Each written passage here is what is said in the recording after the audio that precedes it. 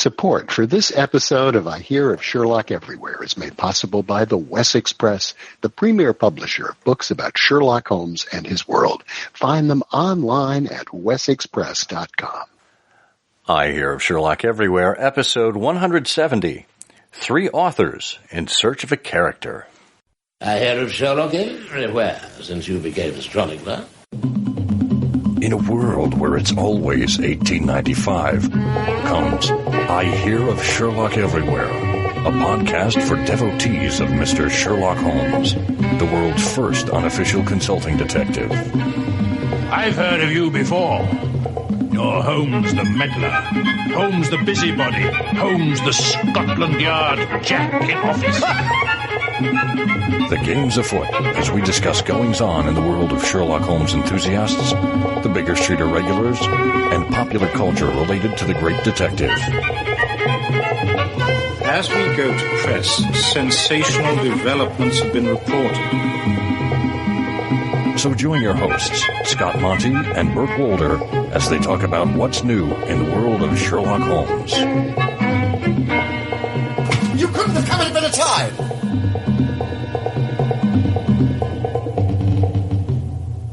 Hello, and welcome once again to I Hear of Sherlock Everywhere, the first podcast for Sherlock Holmes devotees where it's always 1895. I'm Scott Monty. I'm Burt Wolder. And we are 2 podcast hosts in search of an audience. That seems to be perpetually our row to hoe. Well, you know, we need to explore new avenues. I mean, maybe we should be looking at Craigslist. Yeah, Craigslist, Angie's List, the list of 7. Yeah. I don't know. I mean, the list goes on and on. Yeah. I know. Next week, I'll spend more time down at the bus station and see who I can talk to. Well, it sounds like a listless activity to me, Bert. Oh. Well, if you would like the show notes for this episode, you can find them at ihose.co/ihose170.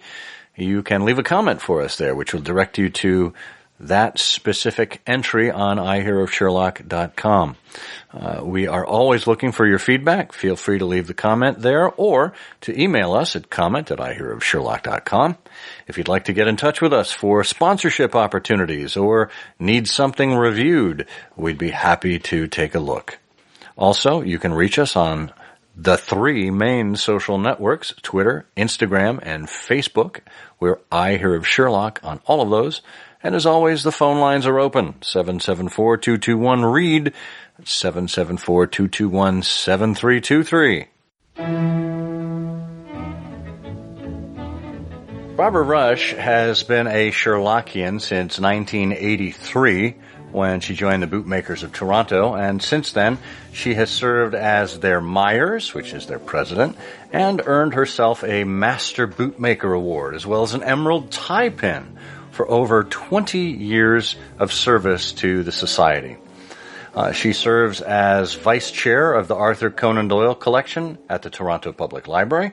She has spoken widely at Sherlockian conferences across North America, and she's the founder and past president of the Ephemera Society of Canada, where she's an inveterate collector of 19th century artifacts, including being the proud custodian of a couple of items we'll ask her about in just a moment.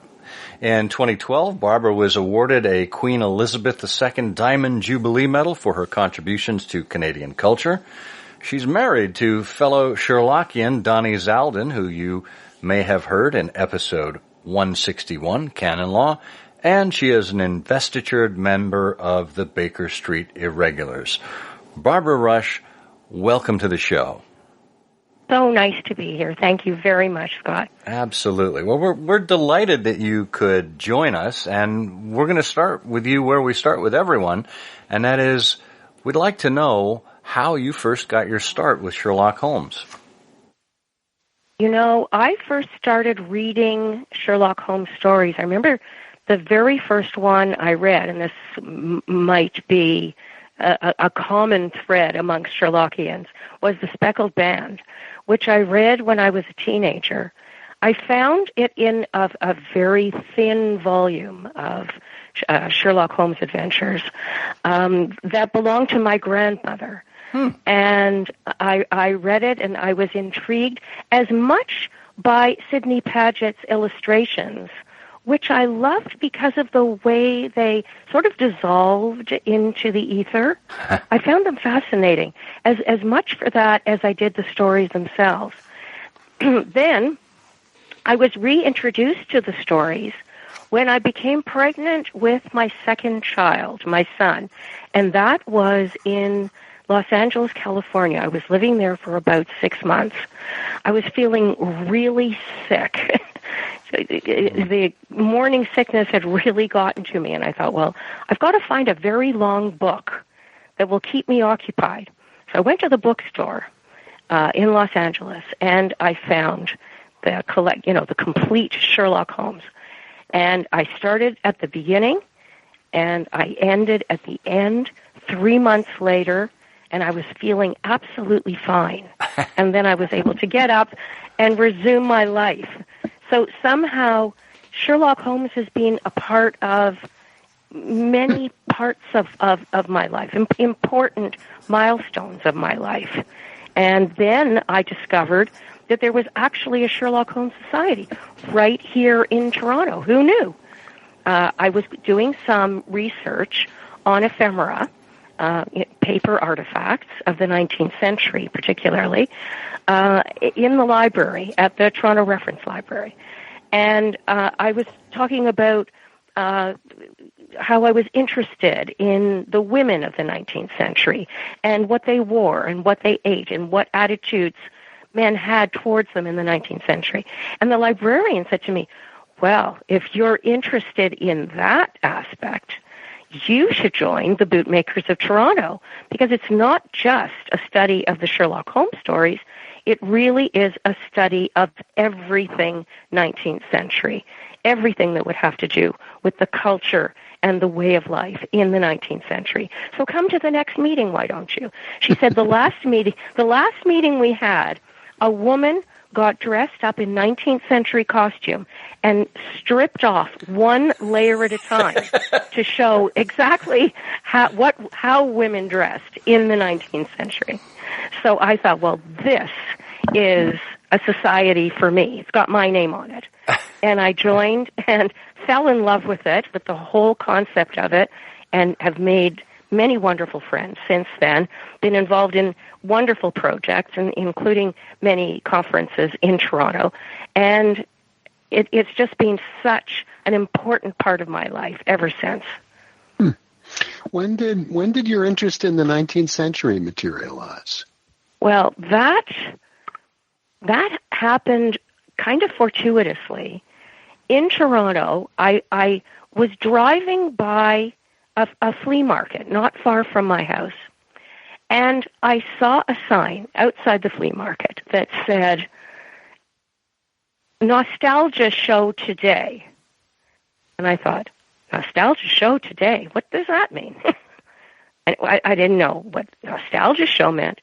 I said, well, I think I have to find out what this means.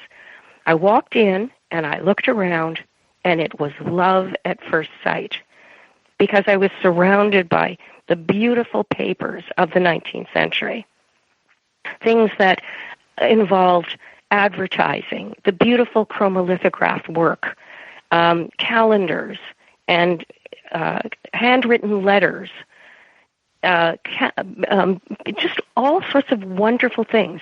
And it truly was love at first sight. And that's what started me as a collector.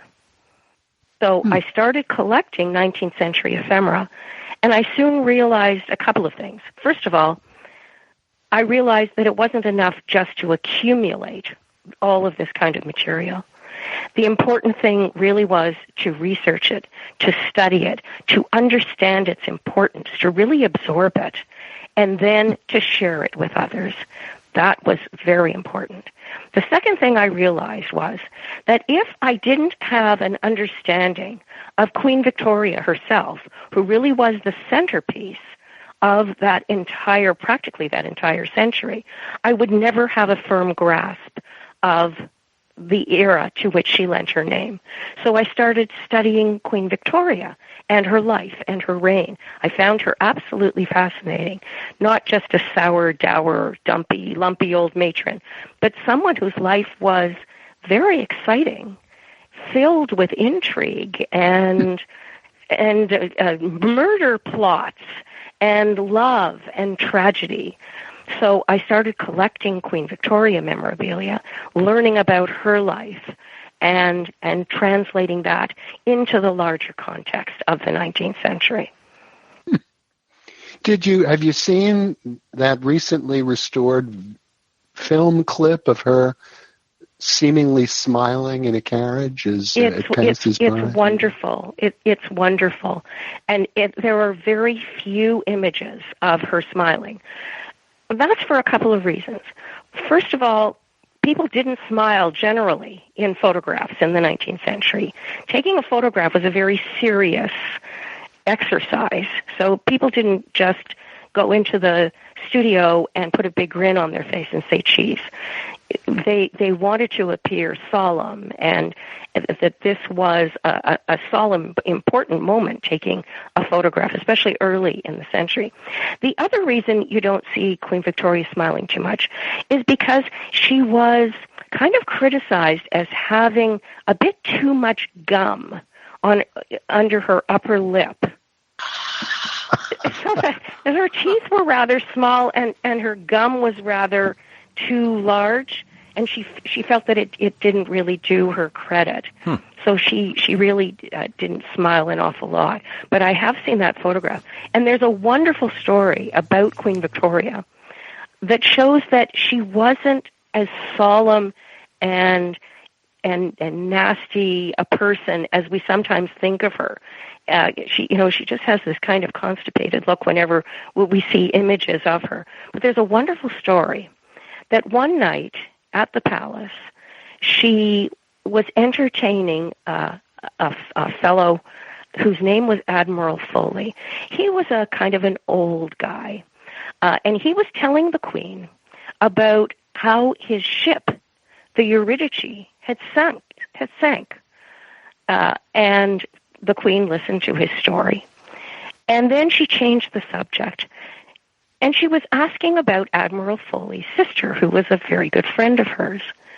Well, Admiral Foley, who was somewhat deaf and thinking that the Queen was still referring to his ship, replied, "Well, ma'am, we're going to turn her over, take a good look at her bottom, and have her well scraped."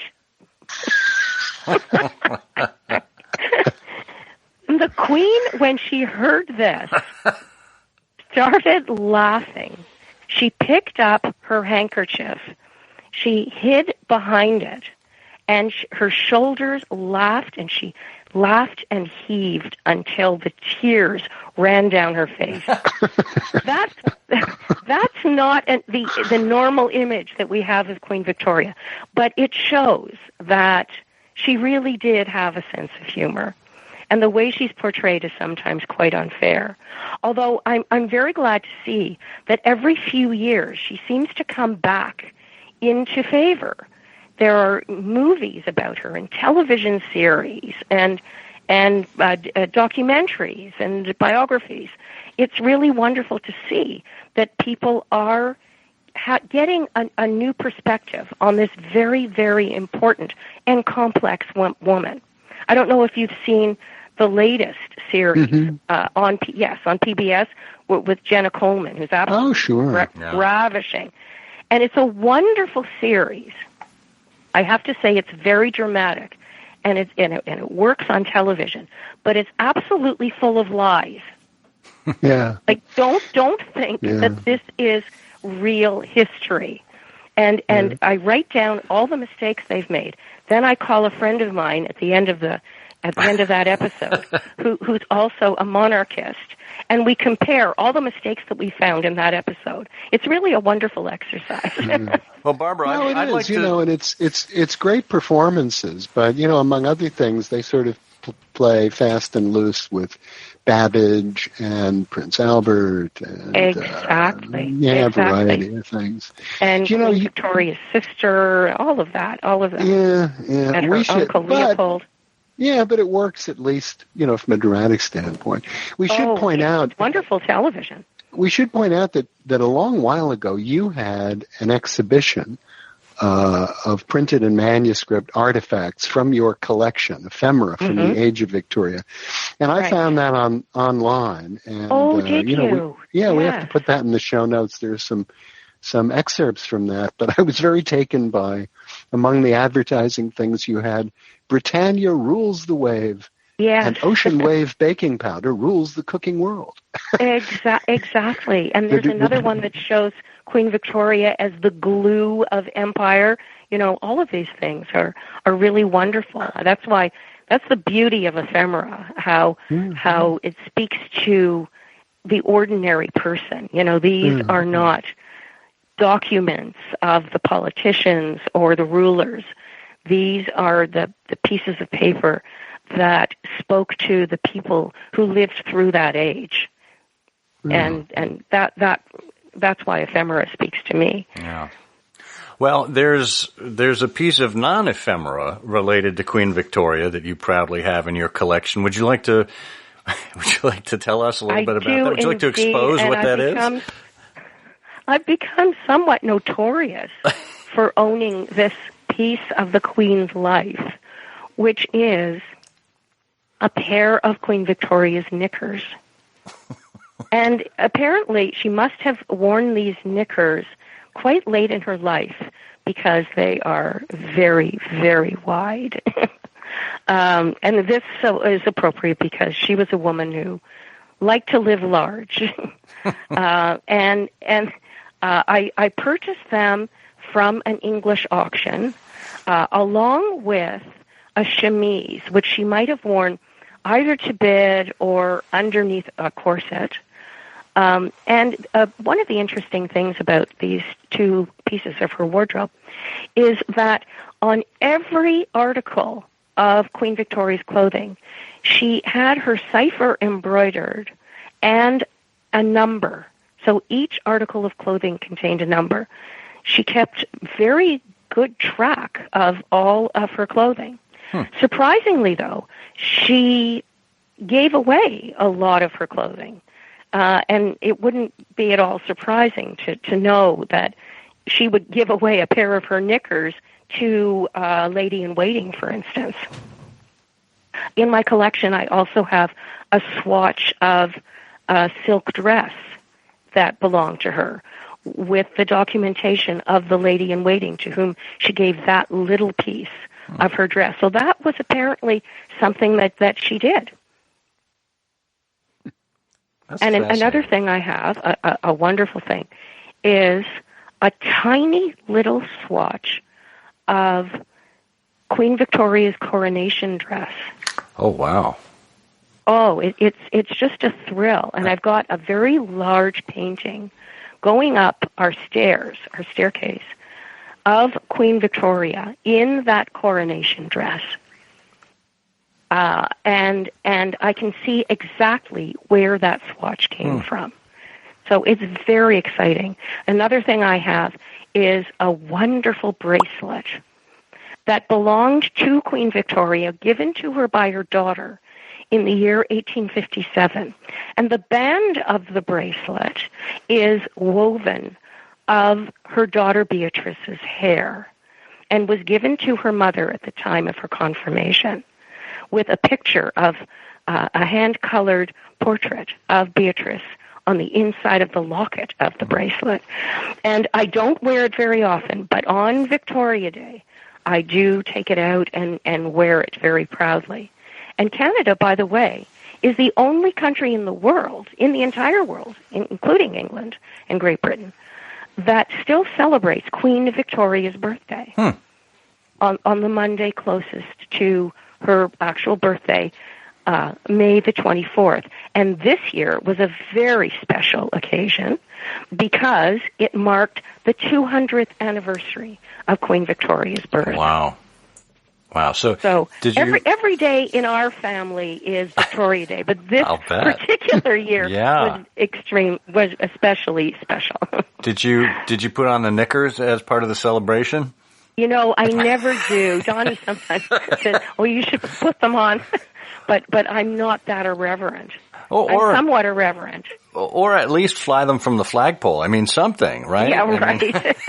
I do take them with me, and I show them to people, and not in order to be irreverent, not for that purpose, but to show. I mean, what is more humanizing than a person's underwear?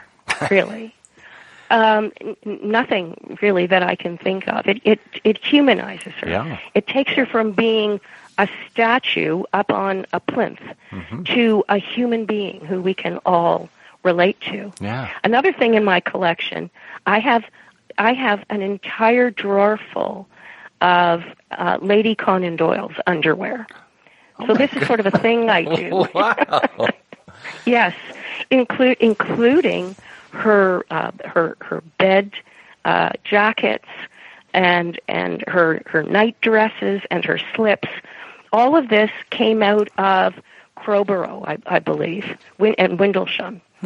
Her entire night clothes, and it's really exciting for me to have that. Yeah, I know that they actually belong to her. I was able to compare a little tag on the night clothes that read 667, which was the tag that identified her laundry, with a similar tag for Arthur Conan Doyle, which read 668. And for a little while, they were united again through those two tags. It was very exciting. Wow. Well, you know, after we're done recording this episode, Bert, you're going to have to send a pair of boxers up to Barbara. As part of the I Hear of Sherlock Everywhere collection. I'll need a pair of yours too. Oh, I don't know about that. Yeah. Okay. I'm really sorry. You know, not too many people know this, but I only wear underwear that was formerly owned by Christopher Morley. Oh, that's wonderful. That's great. Oh. Yeah. Well, the problem is that my wife really objects to the tobacco smell. And so it's been a challenge. It's been a real challenge. Oh, that's fun. That is fun. Well, we'll keep this brief. So, Barbara, let's get into the main point of why we want to talk to you today, which is not about underwear, although that's fascinating. And I really like how you've spoken about this kind of universal humanization. It's something we can all relate to. Right. There's another something that we can all relate to, and that is that we will eventually leave this mortal coil and end up somewhere, and God knows where that is. There's a lot of different beliefs as to that, but you have a play called The Crossing, or Three Authors in Search of a Character, and it does involve the afterlife. You want to give us a little bit of a synopsis about that? I'd love to. It took me a long time to write this play. I was at it on and off for about 8 years. And part of the reason is that it's very difficult to sound like some of the characters in this play. And I'll tell you what it's about. In a barren antechamber, 3 titans meet quite unexpectedly. Oscar Wilde, Edgar Allan Poe, and Harry Houdini, who are not pleased to be spending the afterlife in each other's company, and a clash of egos is the result. There's also a mystery interloper who only seems to add fuel to the fire. But ultimately, the connection amongst all these is revealed, and that is that they all have unresolved issues with Arthur Conan Doyle, and their mission at last becomes clear. And the resolution is only achieved with the assistance of a surprising yet familiar figure. So that gives you a somewhat excerpt of what it's about, Okay. a synopsis of what it's about. And it starts off with these three characters, Oscar Wilde, Edgar Allan Poe, and Harry Houdini, finding themselves in this barren antechamber.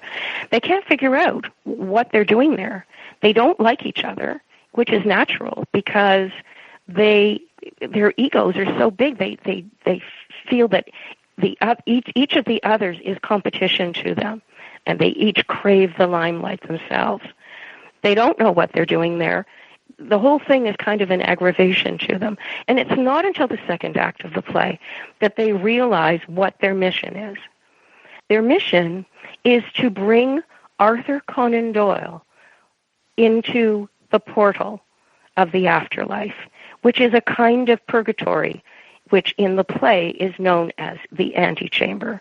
They have been given this mission by the editor being God, to choose amongst themselves which of the three of them will be given the privilege of bringing Arthur Conan Doyle across. That person will be duly rewarded. So they have to go from this terrible dissension amongst them to finding some kind of agreement to choose amongst themselves which of them will have this privilege. And somehow they come to an understanding throughout the play, through a series of self-recriminations and feelings of guilt, and somehow they end up at a place of redemption. It really is actually a very religious play, and I don't know how it came to be such a religious play. It didn't start off that way. But somehow there were things that were driving me on that I think were actually coming from some unknown force as well. I know that sounds kind of weird, but well, no, I mean, there it is. Authors get into a particular groove, or as you're doing a research, you discover new things, and there's you just follow a path. Are you religious in particular, or just outside of this interest? I'm not terribly religious, and the strange thing is, I'm Jewish, but this play is actually a very Catholic play, because it gives credence to the whole notion of redemption and the possibility of redemption after death, which the Jewish religion really does not promote. Right. So how all of this came about is really fascinating to me. And it's been a real journey of discovery. And things were happening as I was writing the play, which you might ascribe to synchronicity somehow. For instance, I'll give you an example. Okay. I had pretty much finished all of the research that I was about going to do for the play. And then I thought, well, you know what? I've got this one more biography of Houdini. I'm going to read that and see if there's anything that I might have missed. And through all of this process, through this whole journey, I was trying to find commonality amongst these three people, which you might not imagine that there would ever be. What would Oscar Wilde, Harry Houdini, and Edgar Allan Poe actually have in common? There ended up being a multitude of things I had never guessed at. But as I read this book, this little biography of Houdini, I discovered something absolutely astonishing. And that was that Houdini had been so devoted to the writings and the life of Edgar Allan Poe that he had purchased Edgar Allan Poe's writing desk. And I thought that was amazing. So, of course, I decided to put that in my play. But that's not where it ended, because not long after I read that little biography, I received a letter from a friend of mine in the States who is a dealer of ephemera. And she sent me a package. The package consisted of a number of envelopes that had been addressed to Harry Houdini, things that he had actually touched. And that, to me, is part of the wonder of ephemera, that you are touching something that someone else touched, someone in a past life who was important to you. Most of these envelopes were just letters addressed with a stamp on them, but there was one particular envelope, and on the reverse of that envelope was written this: P.S. Your recent note just came. Congratulations on the Poe desk. I hope to see and ponder over it. And it's signed HPL. H.P. Lovecraft. Oh, wow. Wow. Yes. And H.P. Lovecraft, it turns out, was one of Houdini's ghostwriters, because he wrote a number of autobiographies and volumes on the magical arts, and Lovecraft was his ghostwriter. So here, Houdini had sent Lovecraft a letter saying, "You'll never guess what, I just bought the Houdini desk." And Lovecraft wrote him back, and on the back of this envelope says, "I can't wait to see Poe's desk. Congratulations." Wow. So, and that was just after I had read about that fact in this biography, a fact I had not known before. So you can't tell me that that's a coincidence. It just wasn't. To me, it was a kind of reward for the work that I was doing. It was some kind of approval, some kind of approbation that I feel that I was getting from beyond. Yeah. It was truly an incredibly gratifying moment. And fortunately, I was able to include images from my ephemera collection in the play itself. So it's not just the script of the play, but it includes some of these wonderful pieces of ephemera from the collection, which is so wonderful to be able to share with people. And we'll hear exactly what Barbara means by that when we come back after this short break from our sponsor.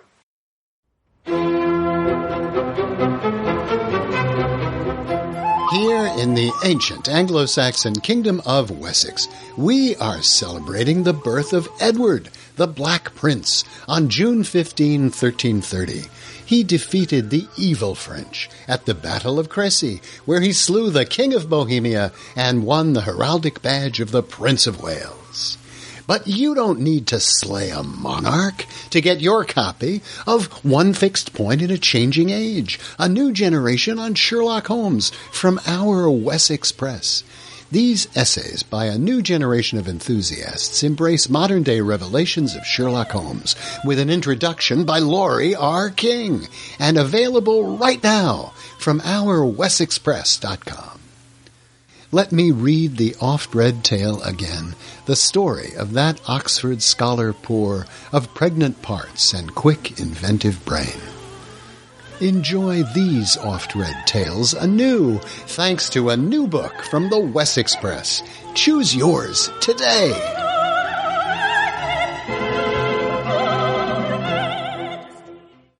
Oh, Barbara, you were just talking about being able to insert your ephemera into the play. How can you describe, how this works? I obviously understand it from having read the play, but can you describe to our audience how you managed to work these props and other imagery into the play? Yeah, sure. For instance,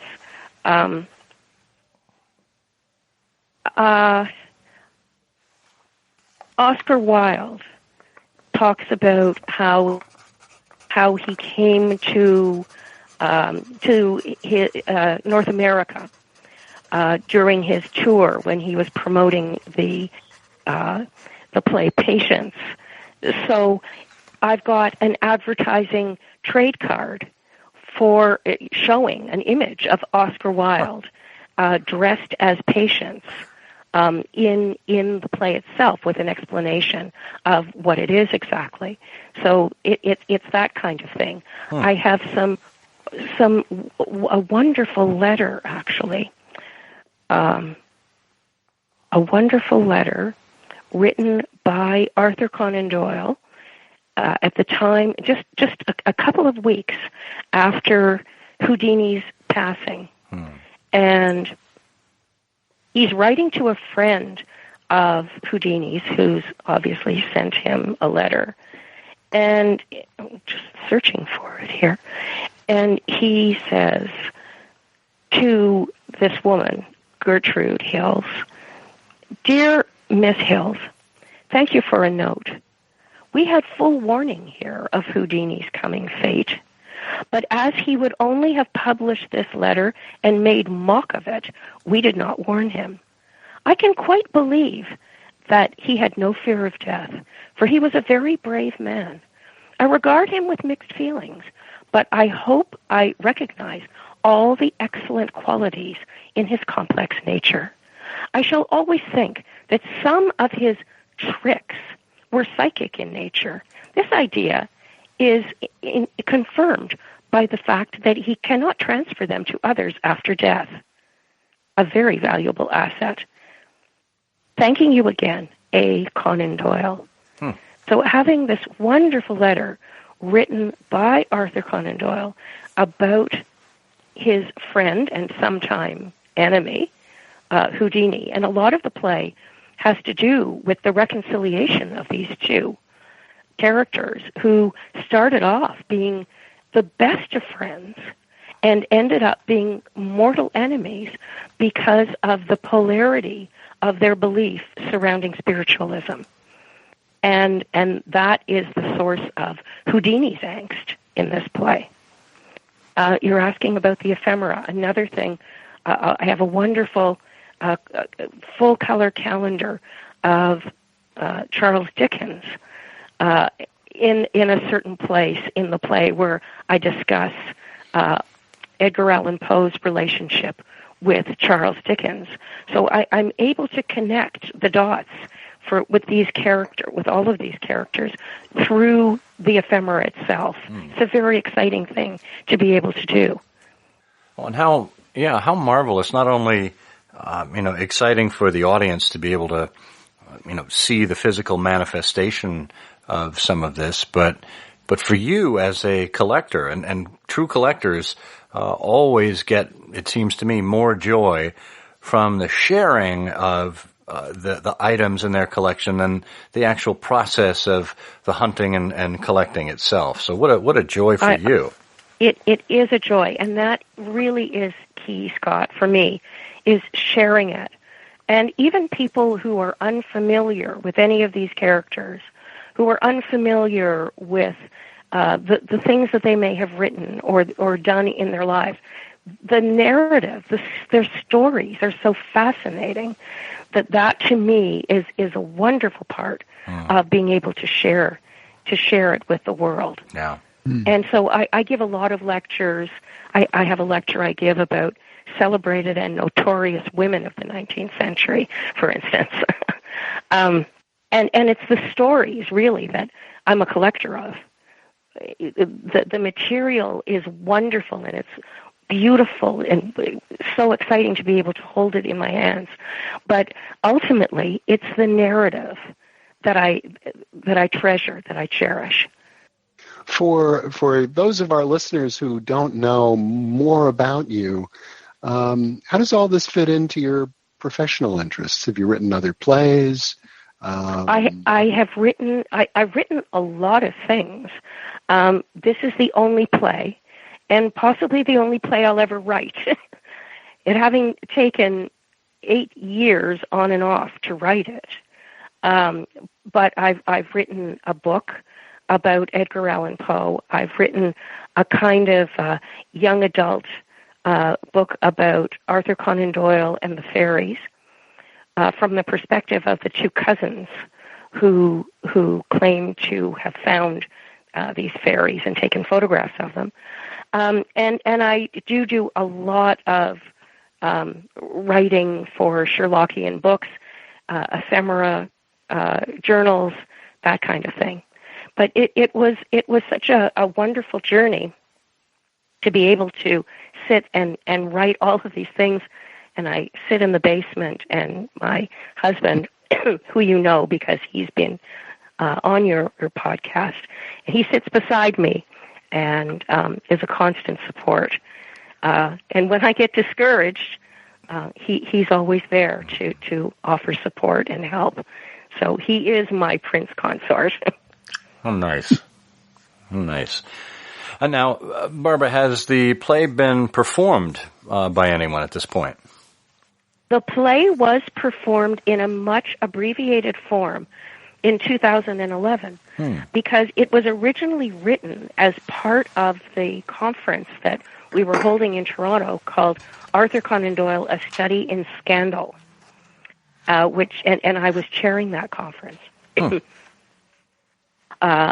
it had to do with all the unlikely scandals in which Arthur Conan Doyle found himself a part of throughout his life. Yeah. And I thought, well, maybe I could write a play about this, you know. And so I started to do that and became very involved in it. And it was performed on the Sunday, the very last day of the conference. And since then, it has doubled in size. And I hope to have it performed again. It would be wonderful if it could be performed again. And that's certainly what I'm hoping for in the future. Yeah, yeah. Now, if people would like to read the play, if they want a print copy of it, where can they go about securing one? Well, they should write to my prince consort, to Donald. I'll give you his email address, and we'll send them a copy of the play. Donald Zaldin. So it's Donald Zaldin. Forgot we're living in Canada here. Zaldin. Donald Zaldin at Rogers.com. Rogers spelled ROGERS.com, and we'll fly out a copy to you. It's actually about to start on a second printing because the first printing was completely sold out. Wow. That's great news. Yeah, very great. And it was distributed by the Friends of the Arthur Conan Doyle collection at the Toronto Public Library. So if anyone wants to become a friend at the Toronto Public Library, friend of the Arthur Conan Doyle collection, they can join and get a free copy along with their membership as well. Oh, that's great. That's worth the price of admission alone. Well, I think so, but of course I'm prejudiced on that. But it was very gratifying to be able to write this, and also very difficult because it's not an easy thing to sound like, to write and sound like two of the greatest writers of the 19th century, right, and one of the greatest cultural heroes of the early 20th century. Yeah. So that was a tremendous challenge, and one of the reasons that it took me so very long to write this. It really is rather presumptuous of me to think that I could sound like any one of these three, and Conan Doyle, who also plays a role in the play. And other people who you will recognize. Yeah. But it was a great challenge, but it was also extremely gratifying to be able to do it. Well, that's great. That's great. The only mystery I'm left with at the end of this is wondering how Poe occupied himself for those 51 years before Wilde showed up, and then the other 26 years before Houdini showed up. As their deaths were spaced out over 77 years in total. I know. I think he was mostly just sort of crying and lugubrious and feeling sorry for himself there. And you know what's really interesting? At the end of all my research, I came across this wonderful quote by Sir Arthur Conan Doyle that apparently he said at a meeting, I believe in Cleveland, and he said, when bad people die, they go into a gloomy purgatorial waiting room, done in somber gray, and wait until their names are called for heaven.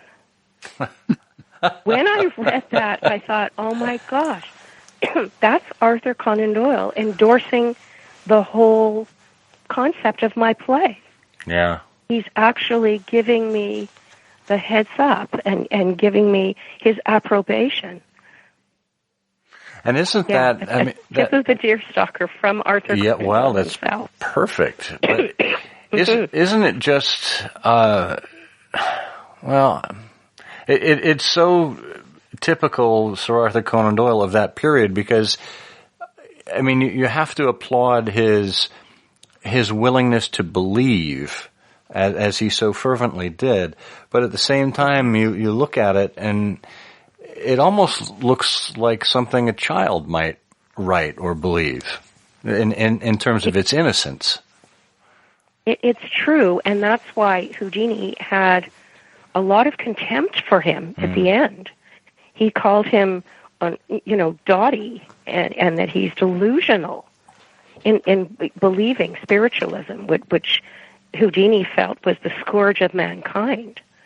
And yet, there's some of Conan Doyle's beliefs that I have to admit that I buy into, that I do believe that there's an afterlife, and that somehow all of these characters became a part of the process, my journey on this play, and that I will find out how that worked at some point in the future, when hopefully I will meet them all.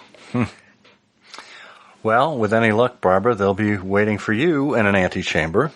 And folks, if you want to know how The Crossing, or Three Authors in Search of a Character, worked out, and how Conan Doyle and Houdini settled their disagreements in the afterlife, then pick up your copy either from Donnie directly or by becoming a member of the Friends of the Arthur Conan Doyle collection at the Toronto Public Library. Barbara Rusch, thank you so much for sharing your story with us. It's really been a pleasure. Thank you so much for inviting me.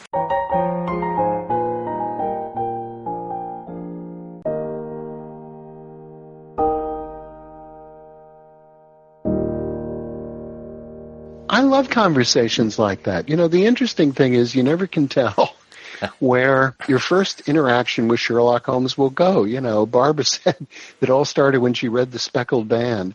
And I'm sorry that we didn't ask her more about that, because she said when she was in Los Angeles that she was pregnant and ill and wanted a distraction, and then began reading the 60 stories.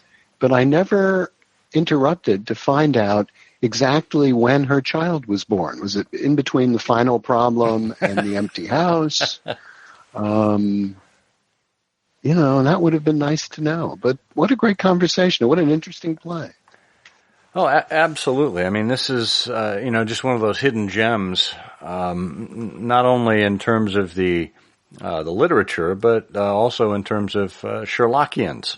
You know, Barbara has been around for the last 20, 25 years or so in the world of Sherlock Holmes enthusiasts, and has had a great number of active roles there, and quite considerable roles too, given her leadership within the bootmakers, her chairing of the conference up there, and involvement with the Friends of the Arthur Conan Doyle collection. I mean, these are all icons of the Canadian Sherlock Holmes movement. And, it's been great to see Barbara down at the BSI weekends and getting more involved across the lower part of, the middle part of North America as well.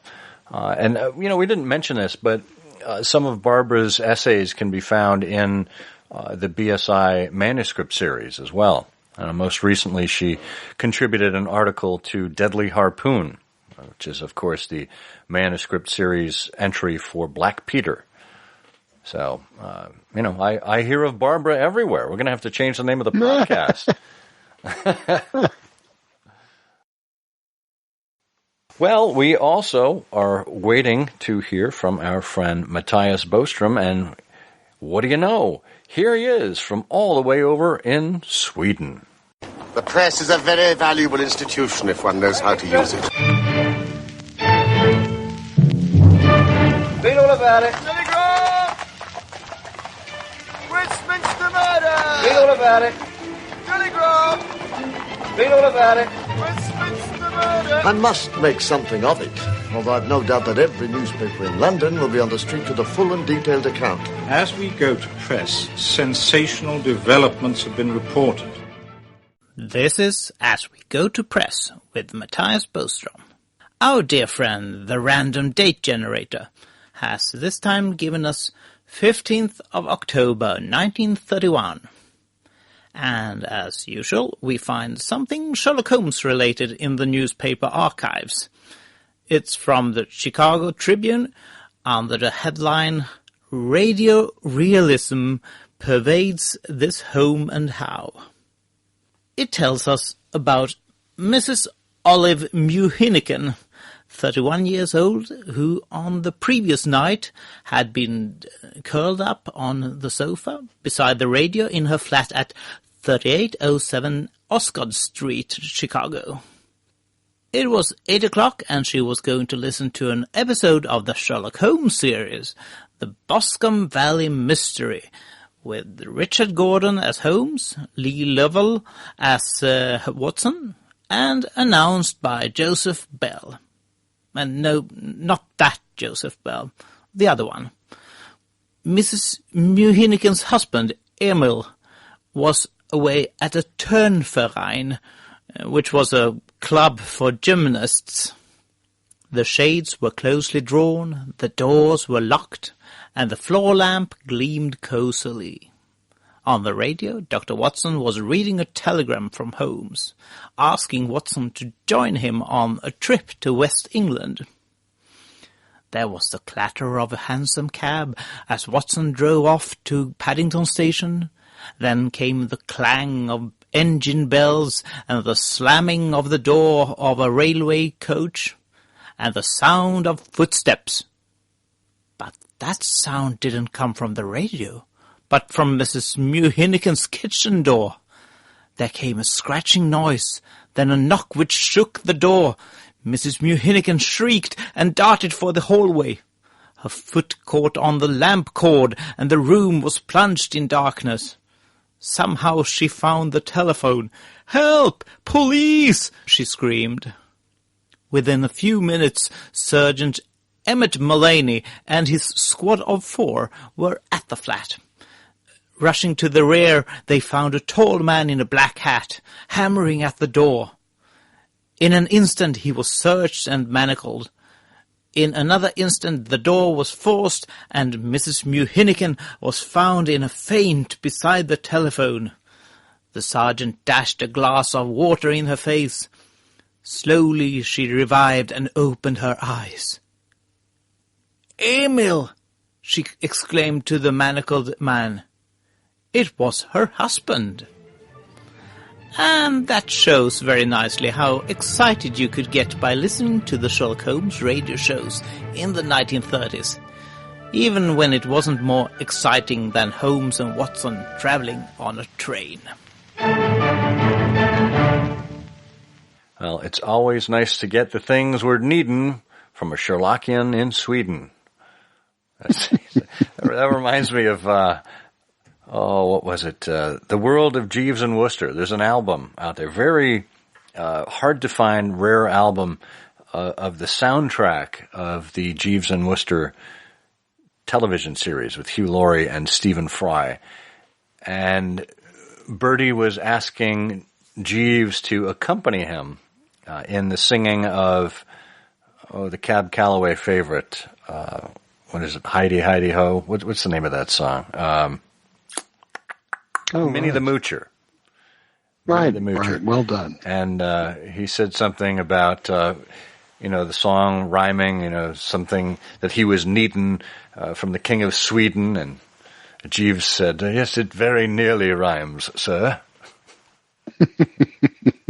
I thought he said something like, His Majesty seems to have been very generous to the young person. Heidi, ho, sir. Sir. That's a great album. The music from that series was wonderful, and it is very hard to find, but I think it had Dudley, been right? in iTunes, right? I think it was. Really? Yeah, I think you can actually download it. Oh, that's good to know. Maybe in Spotify, too, at this point. Yeah. That's good to know. Enough of our shilly-shallying about Jeeves and Worcester and of As We Go to Press. Let's get on the quiz bandwagon here, shall we?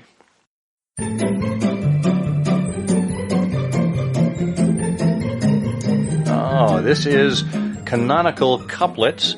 That is the Sherlockian quiz show you've come to know and love and participate in. Again, we had many entries from the quiz from last episode. And if you'll recall, we said that you needed to identify this. There isn't anybody of that name, but David told the story just the same. Bert, do you know which canonical story that referred to? Absolutely no idea. Wow, you're really off your game this week. That is the adventure of the cooked man. Oh, no, wait, I'm sorry. I left out an R. The crooked man. The crooked man. Yes. I remember that. He was steamed for hours, wasn't he? Oh, brown as a nut. We had a number of entries there, and we're going to have to spin the big prize wheel here to see exactly which one of you is going to win. As it spins around and lands on number 22. Number 22, that is John Guillen. John, congratulations. We'll have a prize for you out of the iHose vaults. We'll be getting in touch to make arrangements. And now, for this week's canonical couplet, we turn to shear one's locks and wear that shade of blue turned out to be a risky thing to do. If you know the answer to this week's canonical couplet, put canonical couplet in the subject line of your email addressed to comment@ihearofsherlock.com. If you are among the lucky entrants, we may choose your name for a prize. Good luck. I'm sure Bill Mason has plenty of appearances of Sherlocks. Oh, we hope so. And, by the way, we do need to follow up on the impromptu contest that we had a couple of episodes ago when Bill was with us. We asked people for their own submissions, their own recommendations of kooky, crazy, different Sherlock Holmes names, and we promised that we would get in touch. So stay tuned for that. We're going to be reaching out to our winner very shortly. Oh, good. I can still use Schmierlock's Holmes, the delicatessen detective. Yes. Well, I'm schmeared out. I don't know about you. I could use a little red onion, I think. A couple of capers on the side? Yeah. Wow. That reminds me, it's almost time for brunch. Well, whether you're enjoying the program over brunch, lunch, breakfast, tea and scones, or a light supper, this is Scott Monty. This is Bert Walder looking for the check.